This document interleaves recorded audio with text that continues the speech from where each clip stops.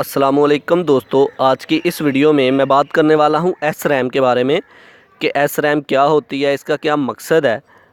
तो बगैर टाइम ज़ाया किए चलिए शुरू करते हैं। इससे पहले बताता चलूं कि इससे पहले भी मैं एक वीडियो बना चुका हूं जिसमें रैम के बारे में ज़िक्र किया गया था। रैम ही की ये टाइप है एस रैम।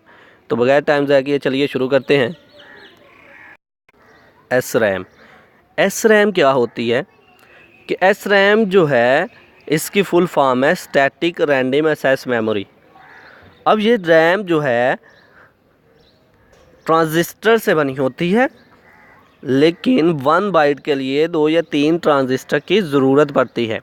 तो एस रैम जो है ये कंप्यूटर सिस्टम में प्रोसेसर के साथ ही लगी होती है और प्रोसेसर के साथ जो अटैच होती है, जिसकी मदद से प्रोसेसर के साथ लगी होती है, जिसकी वजह यह है कि प्रोसेसर जो है एस रैम से बहुत तेज़ी से काम लेता है।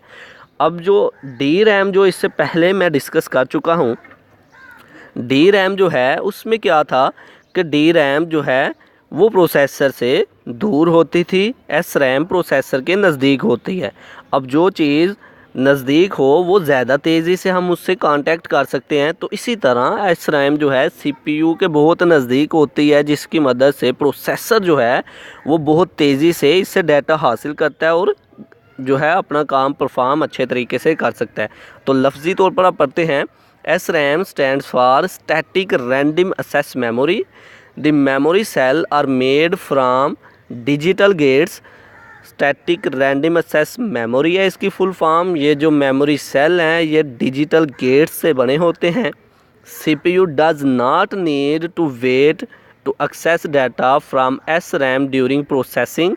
सीपीयू को ज़्यादा वेट नहीं करना पड़ता डाटा हासिल करने के लिए एस रैम से। तो that is why it is faster than D RAM. यही वजह है कि एस रैम जो है डी रैम की निस्बत ज़्यादा तेज़ी से काम करती है। It utilize less power than D RAM. D RAM की निस्बत जो है कम पावर, लेस पावर जो है ये यूटिलाइज़ करती है। S RAM is more expensive. S RAM जो है ज़्यादा एक्सपेंसिव है डी रैम की निस्बत। तो ये था आज का हमारा लेक्चर। आई होप कि आप लोगों को मेरी ये वीडियो पसंद आई होगी। Like this video, share this video and comment below this video. If you have any question, thanks for watching. Subscribe focus group. अल्लाह हाफिज़।